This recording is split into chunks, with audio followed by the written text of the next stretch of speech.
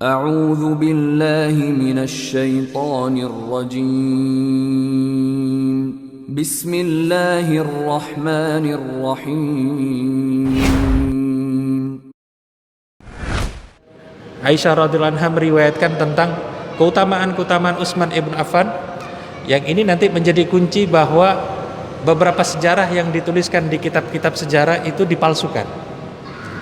Artinya begini, Aisyah radhiyallahu anha ketika menyebutkan fadilah keutamaan Utsman ibn Affan radhiyallahu anhu, menunjukkan bahwasanya Aisyah tidak ada masalah sama sekali, tidak pernah ada pertikaian ataupun sengketa dengan Utsman ibn Affan radhiyallahu anhu.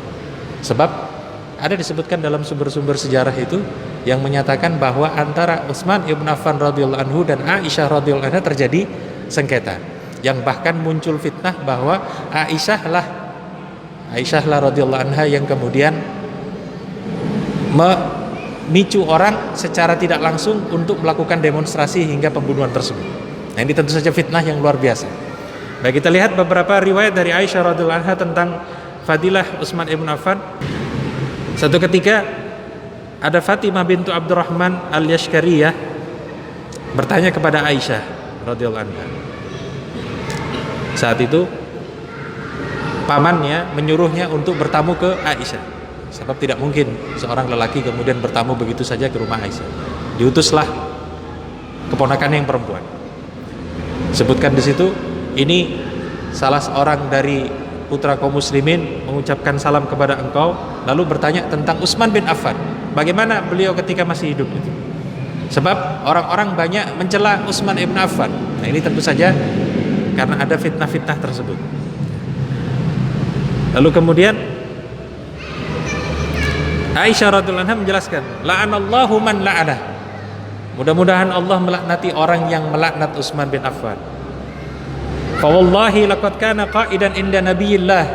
Maka demi Allah, Utsman bin Affan itu dulu duduk di samping Nabi Allah. Wa inna Rasulullah sallallahu alaihi wasallam musnidun dhahrihi ilayya. Dan bahwasanya Rasulullah SAW itu menyandarkan punggungnya kepadaku.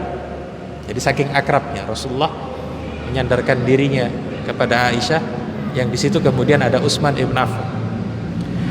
Wa inna Jibril alaihissalam layuhi ilaihil Quran, yang saat itu Jibril alaihissalam mewahyukan Quran kepada Rasulullah sallallahu alaihi wasallam. Ada Aisyah, ada Utsman ibn Affan radhiyallahu anhu.